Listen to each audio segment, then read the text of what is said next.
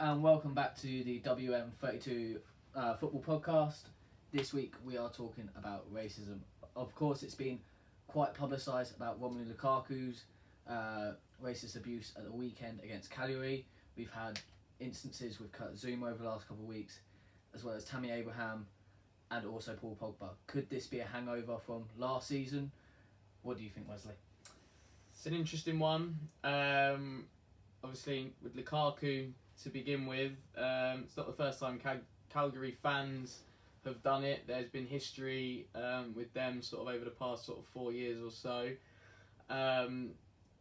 But the action that the Football Federation want to take, I find quite interesting because they want to investigate it further with regards to the monkey chants.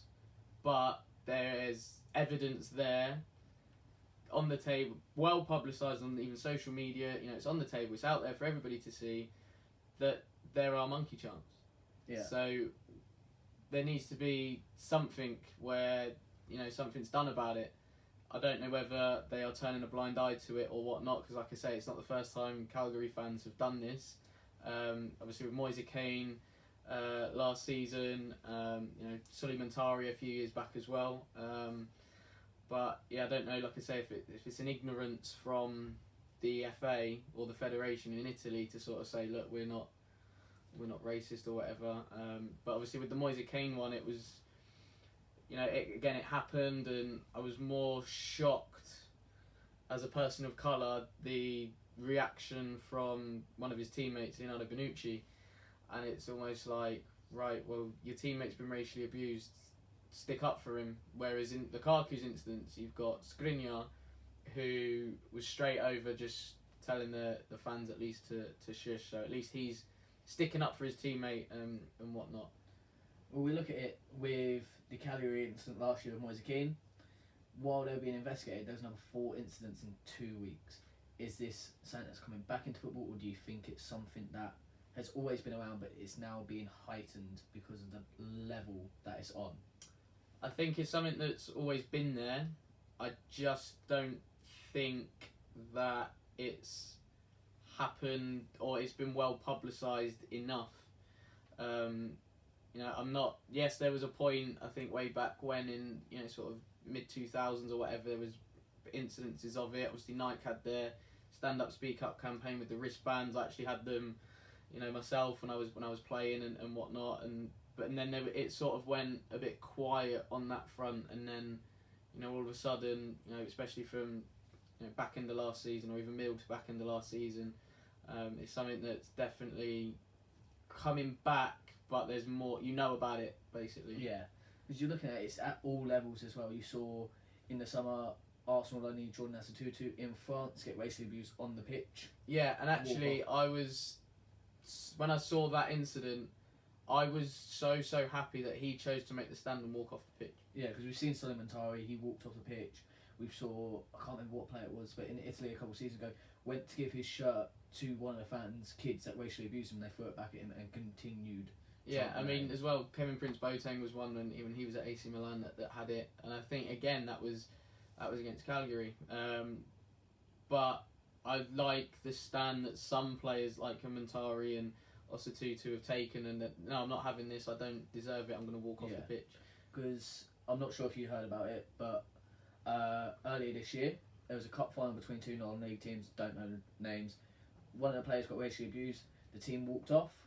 Game got suspended. The police investigated it, and the charges got thrown. Couldn't do anything about it. And apparently the team was fined for forfeiting the game and walking off. I did hear something about it and was quite shocked to hear the punishment that was given to that particular team, because it's unacceptable in society, yet the FA have almost deemed it acceptable for it to happen on a football pitch. Yeah.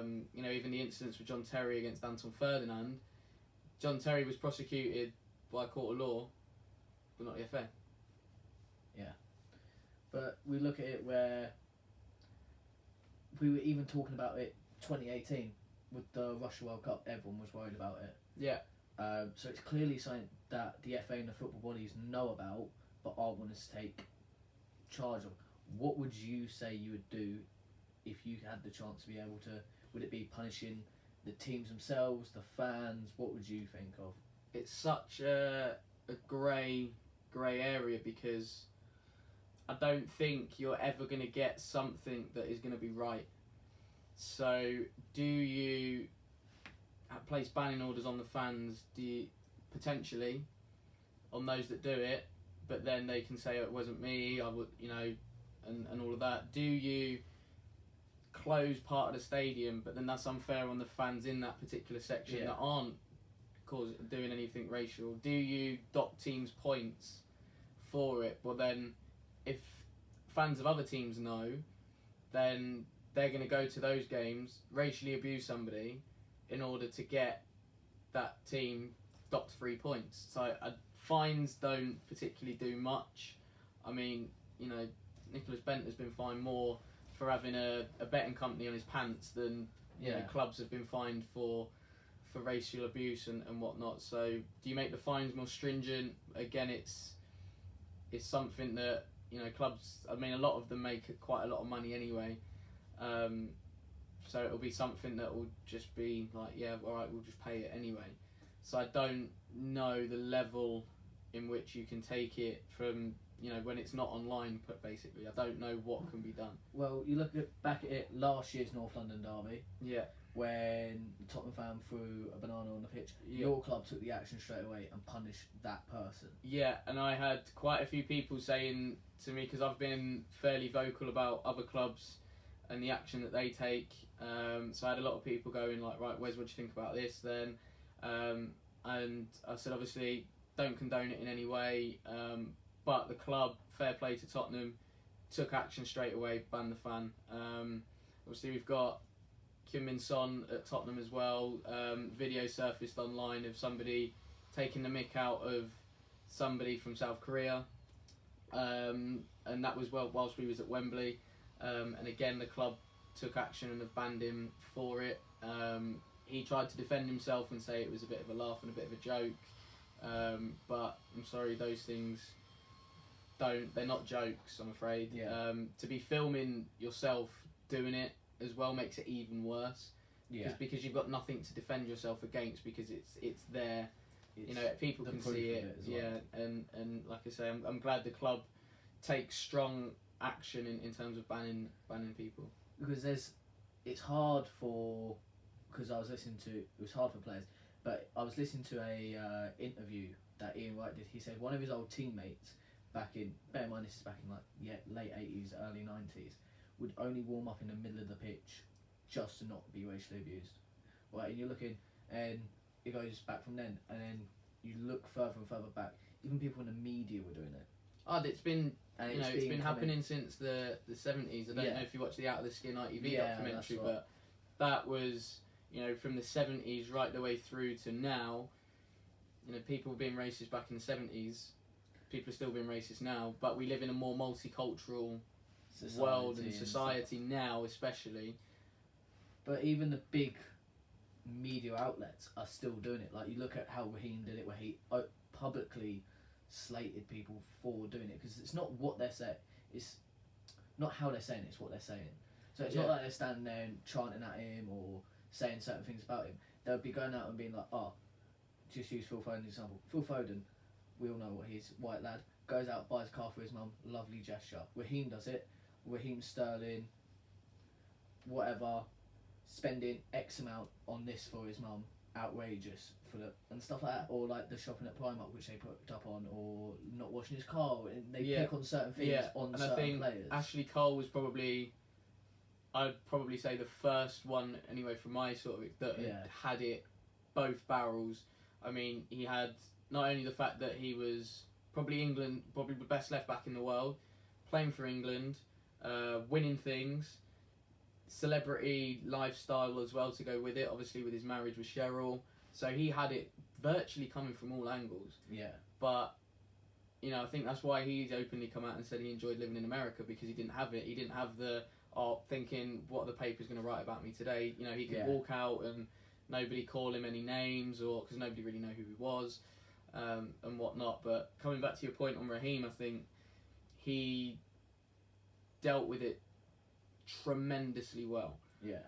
And that is a turning point for the sports media and for sport in general, not just football. Raheem Sterling's performances after that incident when he got racially abused against Chelsea could have gone one of two ways. He could have gone the way that he has gone, and his performances since have been unbelievable, and probably one of the best wingers in the league now, and probably one of the first on the team sheet for England.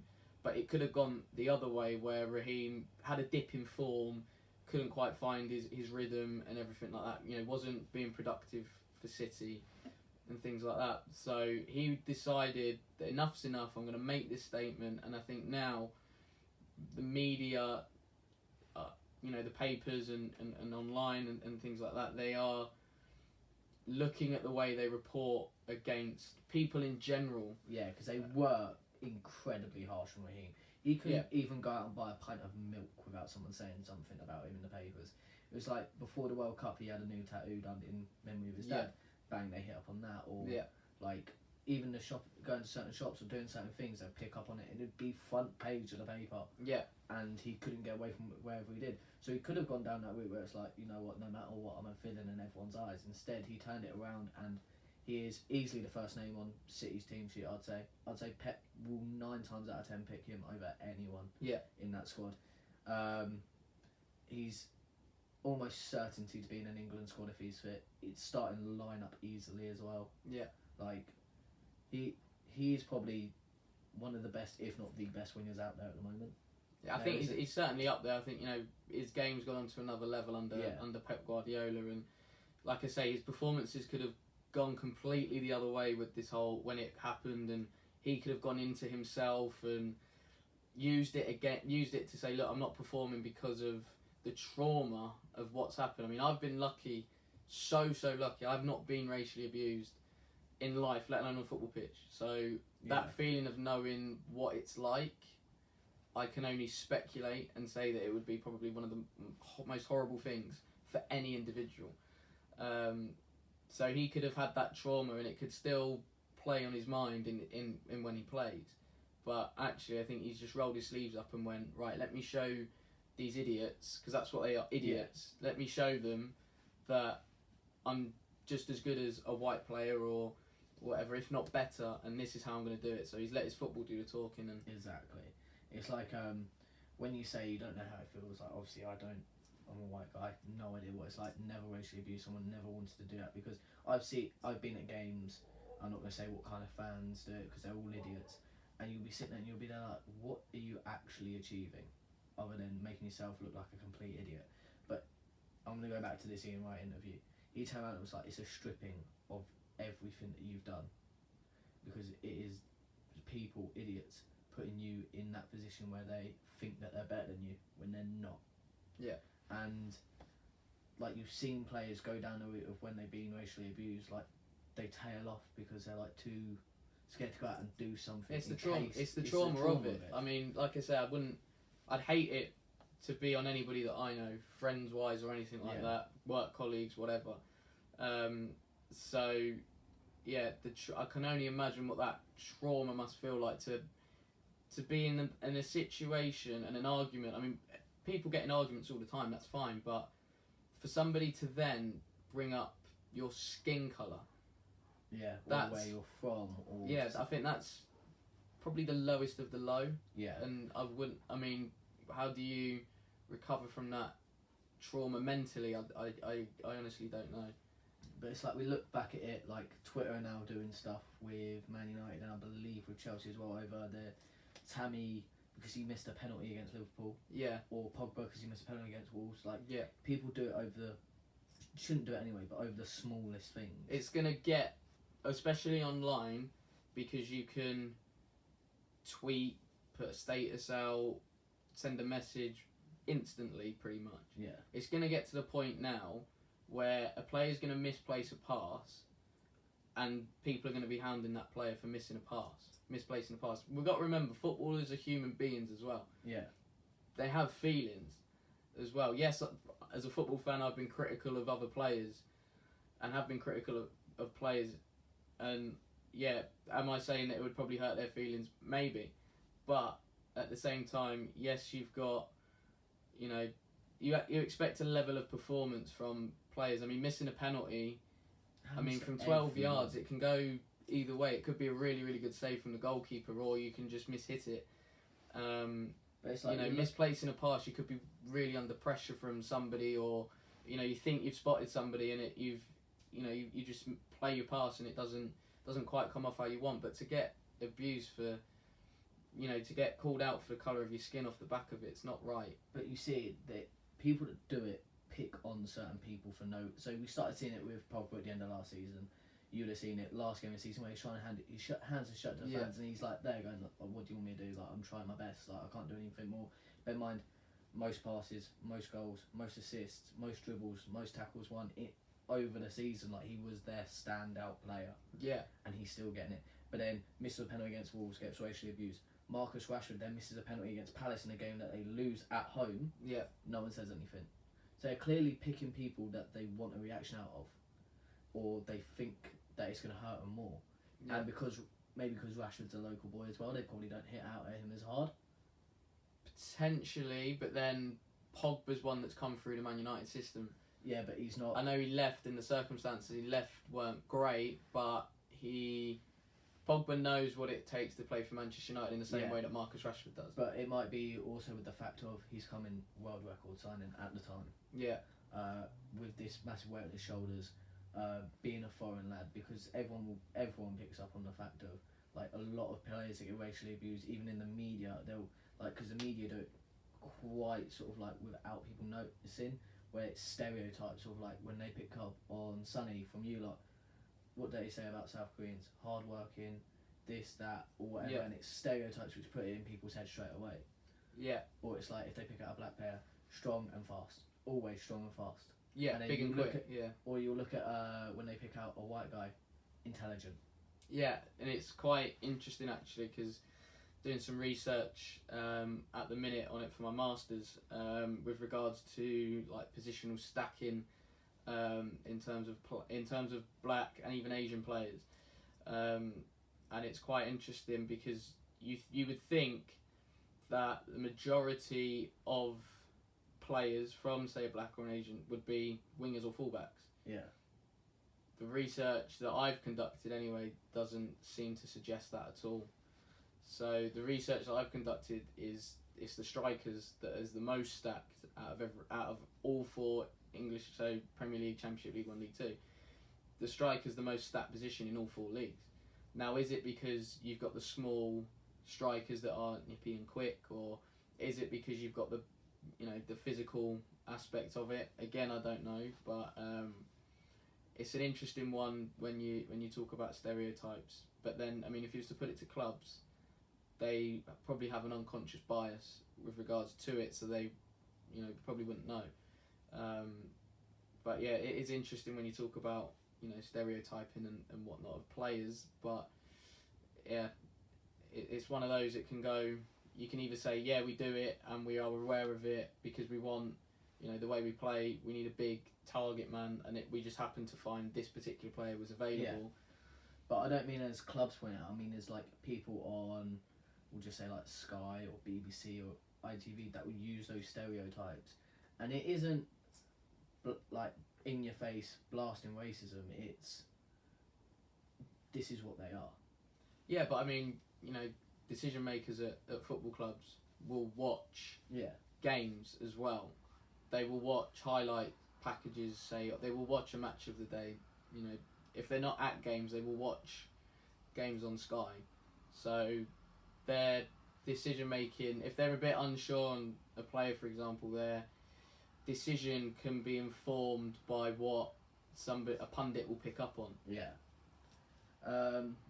Talking of, obviously staying on the topic of racism, people picked it up quite early on in foreign countries, because we would hear a lot about it in Italy, in France, not so much in Spain, but there obviously is stuff that happens all over the world. But Russia for the World Cup, Qatar for the next World Cup, people have already picked up on it and gone, this is happening, but we aren't taking any action on it. And now that it's come across to England, and that it's always been around. Like, we can't hide from it. It has always been around. But now it's becoming more viral, and people are hearing about it more, and the media are picking up on it more. Now they're wanting to actually hit out and do something about it. Is it too late? Probably not. We've got to start somewhere. I think what doesn't help is when you have organisations such as Kick It Out, who have been working tirelessly for a number of years, 25 years, to try and combat this. But there's not that many there that work for them that are full time. So that straight away says to me, well, are people seriously taking it, like racism, and trying to stamp it out of football especially? Are they taking it seriously when you have an organisation that wants to do something about it, but the majority of staff are part-time? So, I mean, I'd love to see, Kick It Out or whatnot, have full-time people going out. I mean, I know Troy Townsend does some good work and going into clubs, and especially working with scholars and things like that, but he can't do it on his own. So maybe have a few more people going into clubs. I think have a night on academy in an academy where somebody goes in and just speaks to parents and players, because there was an incident last season in the women's game where a Tottenham Hotspur women's player got racially abused by a Sheffield ladies player on the pitch.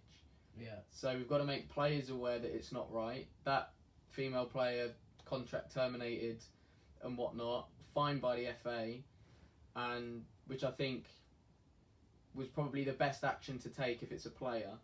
Terminate the contract, because it's, in my eyes, it's a breach of contract. Yeah. And then fined as well. So I think her life is practically over in that respect. But so you got to, so the players that are aware straight away that it's not right, and the parents need to know as well that it's not right, because it could happen again, on an academy game. It could even happen at a grassroots game. Yeah. So do we then have, somebody going into grassroots clubs as well as academies talking about it to parents and players? That would be a good move, but I think it would take a lot probably to get there. It's gonna take time. It's like people have said, you've got to grow it out of people, because a lot of people learn racism through people in their family. So if you go to, my mate's granddad was in the war, he always used to say black players are lazy. That was the one thing he would always say. Said it about Ali Bayor, said it about Boué. He's an Arsenal fan, if you couldn't tell. Right, it was like black players are lazy, which isn't true, right? But having that from a young age told to you constantly, it becomes something that you'd say yourself. Obviously, he's a bit smarter than a lot of people. So this is my point now. That particular person could end up working as a scout or in a recruitment department in football. Yeah. But he's got these things in his head of, like you say, black players are lazy. Yeah. But then he goes to work in a football club, and then all of a sudden, that football club barely signs any black players or whatever, because he's, worked his way up in that particular environment. But they don't sign any because of a stereotype. So it's like I say, stereotyping one's interesting, but I don't know what if there's one thing that can be done to stop, say, fans doing it in the grounds or whatever. I think online there needs to be more done as well. I think with Twitter, Instagram, Facebook, whatever you put out there, if it's a message or whatever, it all has a little line where it can, where they sort of verify your tweet or your, even your picture or your message or anything like that. And I think that's where people can do, the social media companies can do more and step in and say, actually, we're going to block this tweet or we're going to block this message because we believe it has racial or discriminative content. Well, that's the thing. Facebook do it over certain words. So it's like, I know someone had a post taken down where it was like they were speaking out about someone who attacked a kid. They put a certain word in it, got taken down. I put something up about Jamie O'Hara after the North London derby and was taken down within 5 minutes. We just called him a something idiot. Right. And he got taken down after 5 minutes. I was there like, well, it's true, like. But so they can clearly see that it's happening, and they're not doing anything to. Well, at the moment, weren't doing anything to stop it. But it's like you get in almost everywhere you go. There seems to be tinges of racism wherever you go. So into any place, like one lad who I used to work with no longer works for me. We have a lot of Polish contingency where I work. Right. So it would always come in and say, oh, for God's sake, I'm working with the Polish again. Where it's not saying, oh, they hate the Polish, but it's still something where it's like, you don't want to be with these people for certain reasons. Yeah. So it'd be like going into a club and training with, let's say, you've probably seen them, SE Dons. Yes. Right? Mainly black or people from London players. Right, if a white guy came in and was just like, oh, for God's sake, I'm with these people again. You're there going, that isn't blasting your face racism, but it is racist. It's subtle. It's subtle. And for some reason, people still think it's acceptable. We're in 2019.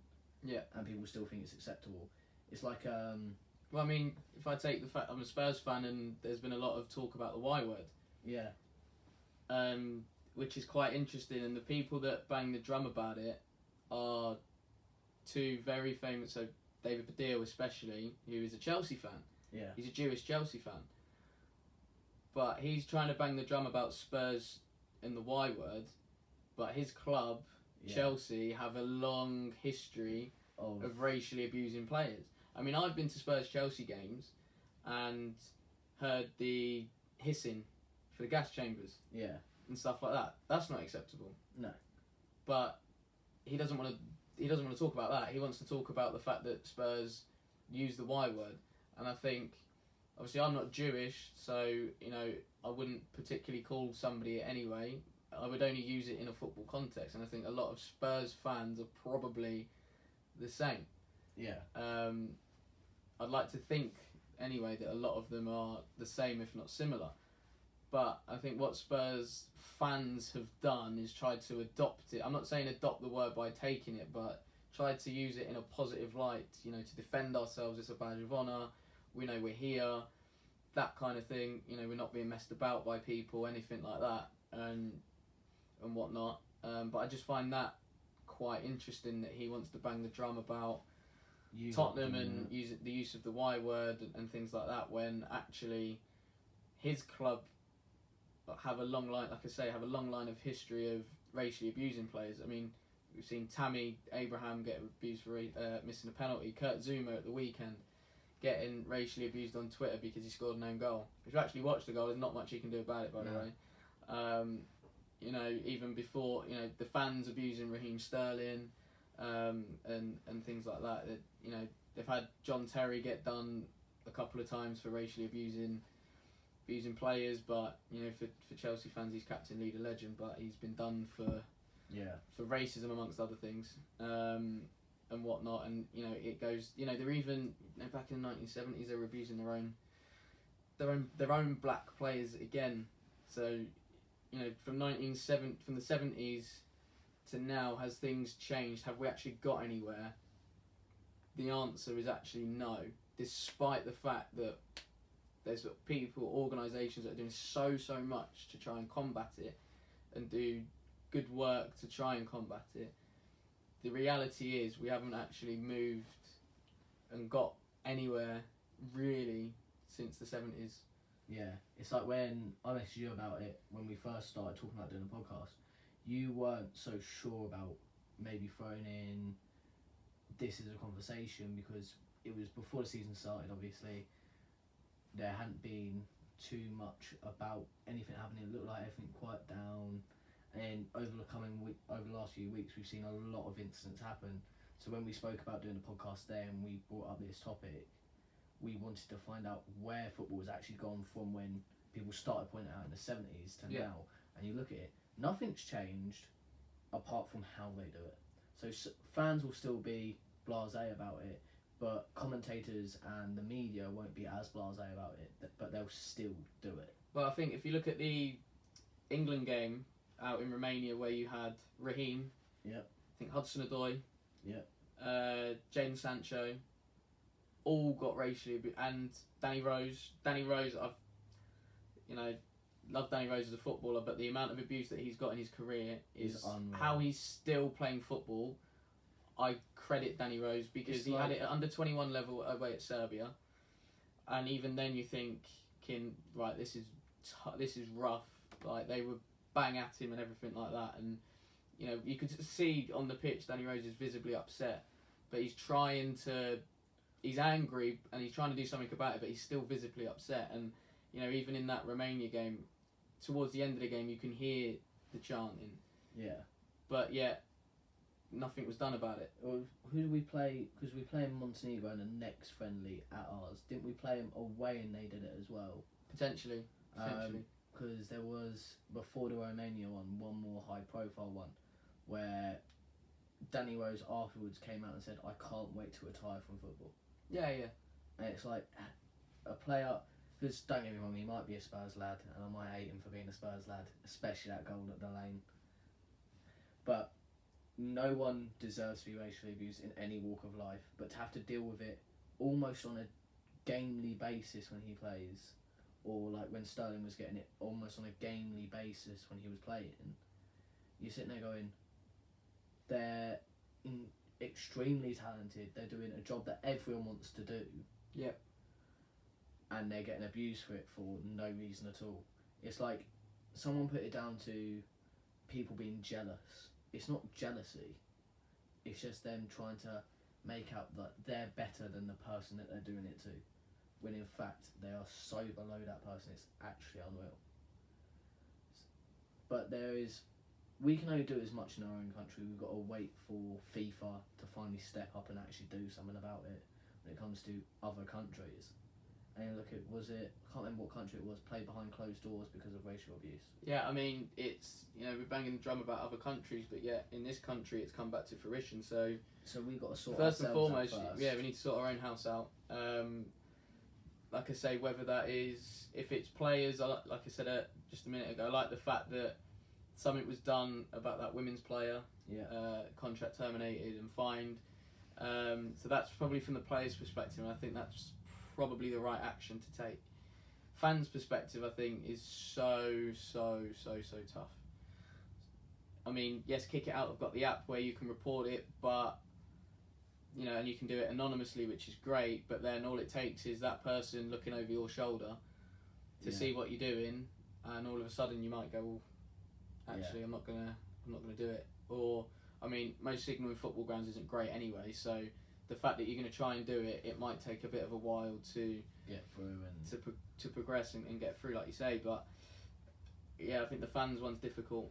I don't know what can be done for the fans, unless somebody that maybe if you don't want to report it on the app or whatever, tell a steward or ring up somebody that works at the football club and just say, look, I was at this particular game, was sitting in this particular seat, and the person that was sitting next to me racially abused somebody, or even if it's within the stadium. Because I think clubs now have fans' data. Hence why fans get sent loads and loads of emails and newsletters and things like that every week, and so I think they can identify individuals, and obviously with CCTV as well, I think that's identifiable. But then when it comes to the winter months and you wrap up a bit, it might be a bit tough with you. I know when I go, especially, I'm hat, gloves, snood, everything, Under Armours, you name it, I'm covered up.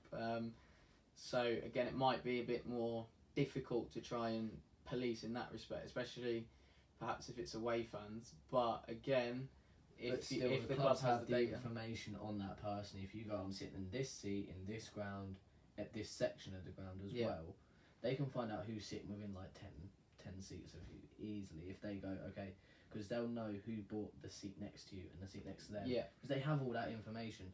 So I want to see clubs taking a stronger action against it. Luckily for myself, being an Arsenal fan, mainly because some of our fans don't do anything, I haven't heard it from Arsenal fans, which I'm I'm glad to say I haven't heard it. I've seen it on international level. I've seen it at away grounds. It's not, and it's like how public some people are about it as well. Like you see it under some certain players might put an Instagram post up. You'll see rather bananas or monkey heads or whatever under or a the post. N word on it, Yeah. and things like that, and it's not right. Again, like I said, with the social media aspect, there is that verification bit anyway. So I think that they've just got to be more proactive and go in. No, we're gonna take your post down, or we're gonna deny you the chance to send this message or write this comment because we believe it has racial and or discriminative content in there. And then I don't know if that would stop it, but then your account might get investigated. Then I think if it says that, and then it's like, right, then the next step is to investigate that person's account to see if there's any more. And then if these guys keep making new accounts, because it's not that hard to do, then I think it can be easily traced. Yeah. And do it that way. That's probably what I would suggest would probably be the best thing to do. It's like as I said, as an Arsenal fan, I saw a lot of stuff at around Gay Pride in London time. So I'm just going to quickly step sideways on the subject. And they put up posts about being like openly with our gay community, and they got quite a lot of hate on the post, which was horrible to see. But Arsenal people on the page were reporting it, or like taking screenshots and sending it to people that can actually do something about it. So it's the same with racism. People, if you see it, you need to step up and do something about it. Because it's like people say, if you don't do anything, you're an accessory anyway. You might as well stand up and be known to say, look, I was there when this happened and this is what I want to do about it. Because that's the only way you're going to be able to stop it, is by people around.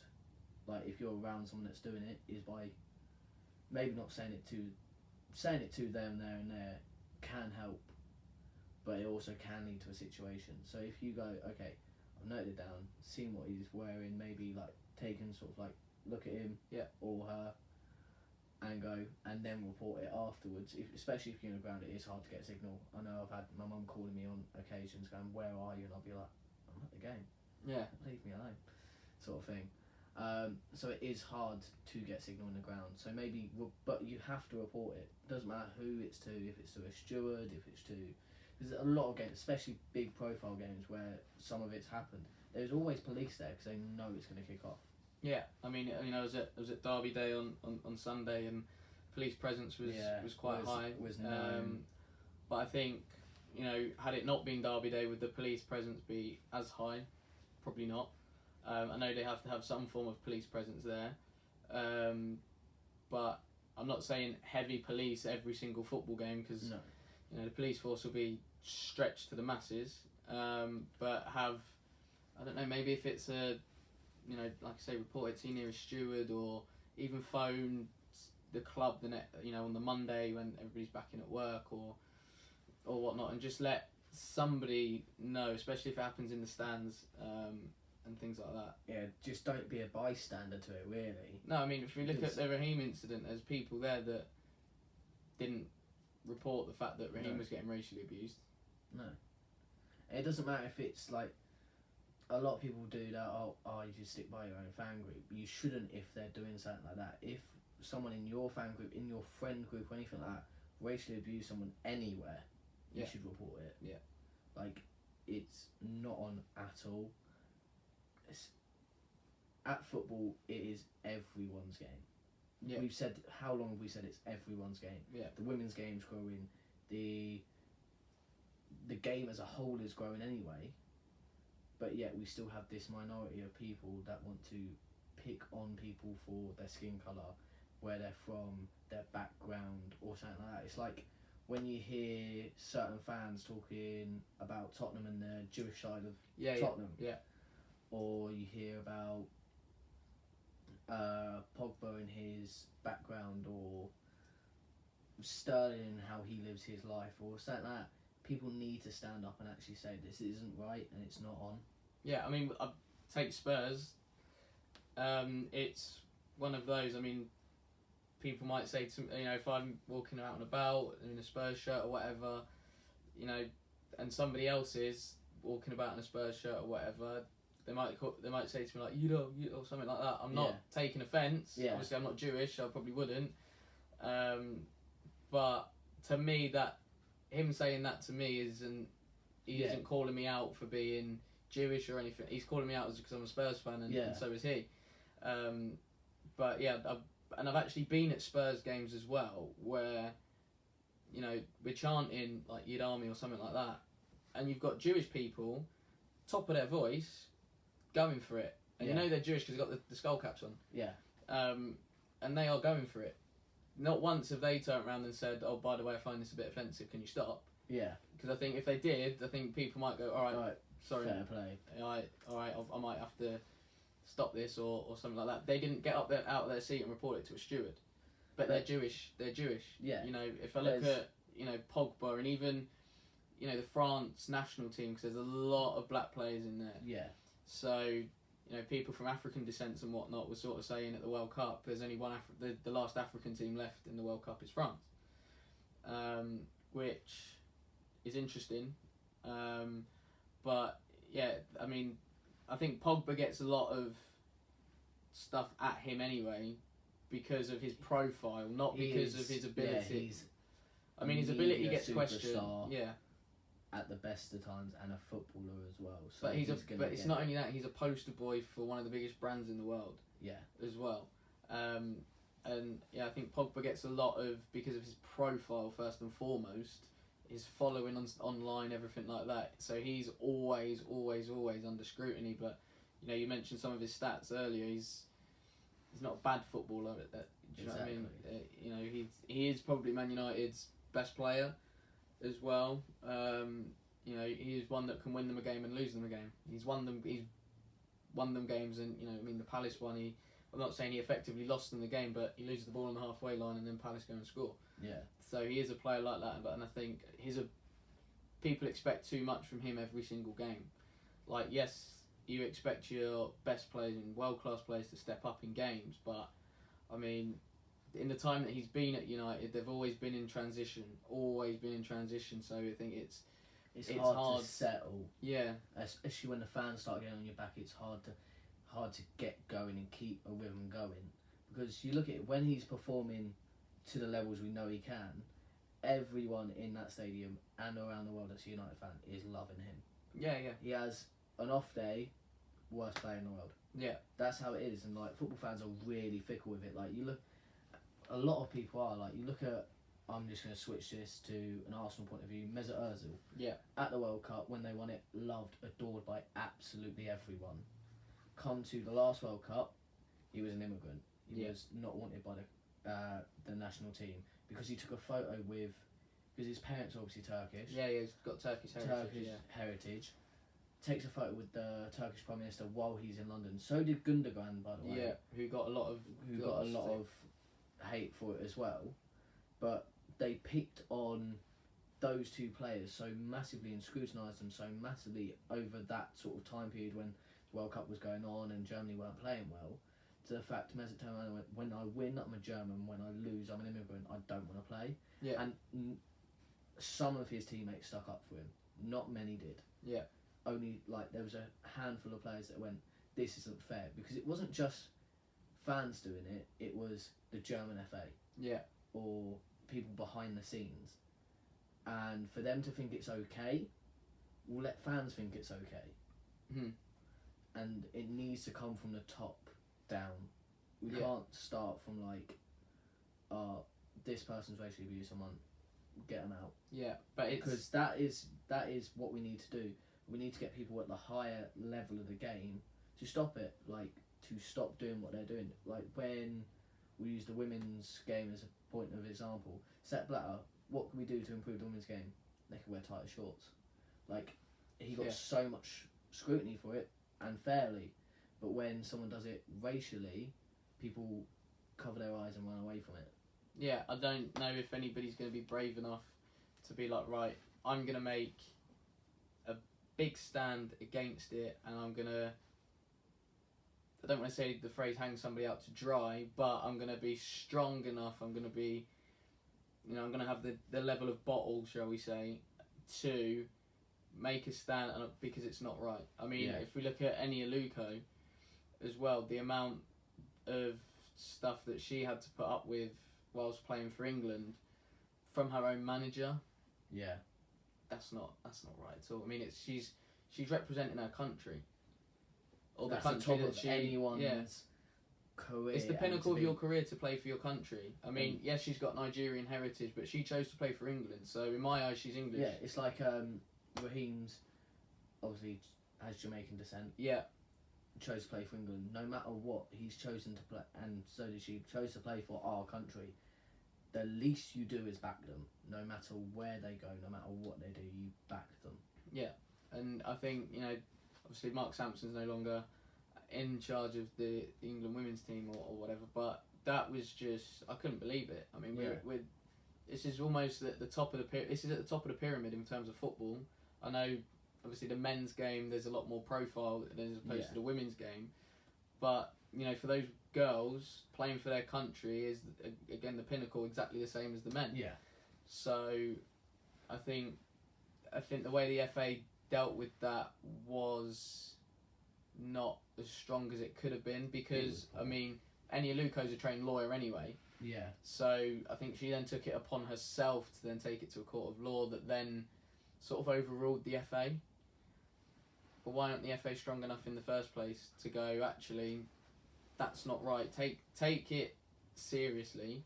Yeah. And go, look, this isn't right. We're not having it. See you later. Yeah, that's how it should be done. But you look at it, at all the highest levels, we're seeing it come out again now. Yeah. And we're seeing players speak out about it now.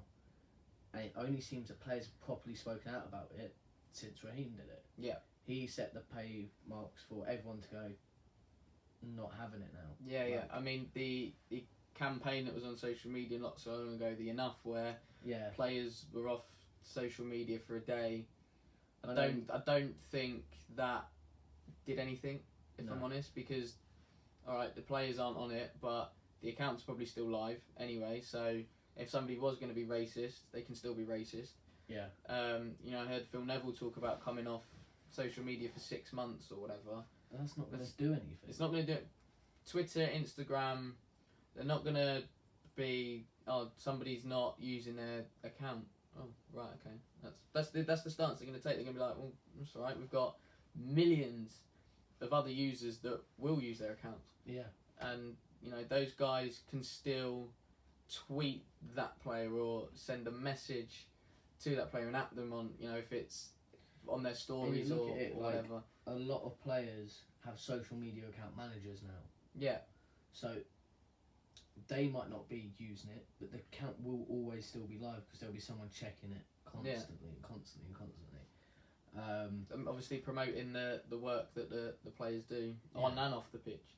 But I don't think coming off social media for 6 months would do anything, because those people that are still or have racist views can still have those views, and they can still direct them towards the people that they want to direct them to. So I don't think that's the way forward. Like I say, I think the way forward is for the companies to get it as it's about to be. I would say verified in terms of your tweets or your coming in there and cutting it off to the point where they go, actually no, we're going to take it down. It's got racist or discriminative content in it, and we're going to block it and we're going to take it down.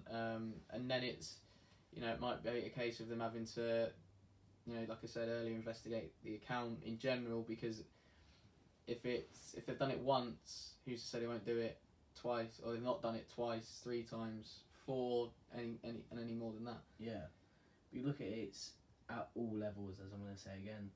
Like, when, say if England are playing Germany, what is the one chant we know we're going to hear? Oh, it's about the war. Yeah, straight away. 2 World Wars, 1 World Cup. Yeah. Which is still racist, because it's discriminating against the Germans. Mm-hmm. Yeah, it might not be seen as it, but it is still discrimination. Yeah. Or if, like, there was I don't know if you read about it, because I'm gonna also take another step sideways into homophobia and that side of the game. There was a player who went live on Twitter made a fresh account and went, at some point I will be coming out. I play in the championship. I'm under 23. Yeah. We don't know what's happened with that, but clearly he had a lot of backlash against that account. Well, I also saw a lot of support. There was a lot of support. There was a lot of support, and a lot of people going, do you know what? Fair play to this particular player for doing it. I think that account has since been removed. Yeah, I'm pretty sure it's been deactivated because there was. Whatever. So I was hearing about a lot of. Obviously, there was a lot of support. Like, I have friends that are gay, lesbian, bisexual, stuff like that. So I was in quite a lot of support of it because we're waiting for that first professional footballer to come out like that, to come out as gay. But then I did hear a lot of backlash about it. Like, a lot of people being really treating that person quite unfairly.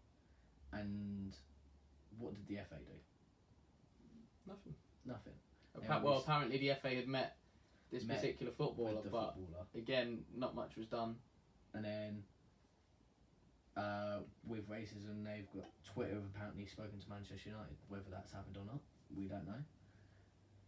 What are they going to do? Because there's got to be some. Because they used to have a thing on there where you would post something, it'd take a couple of seconds to go up because they would check it.